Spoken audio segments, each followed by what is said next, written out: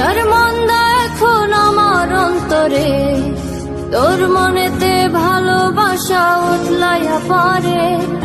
ঘরের ভিতর ঘর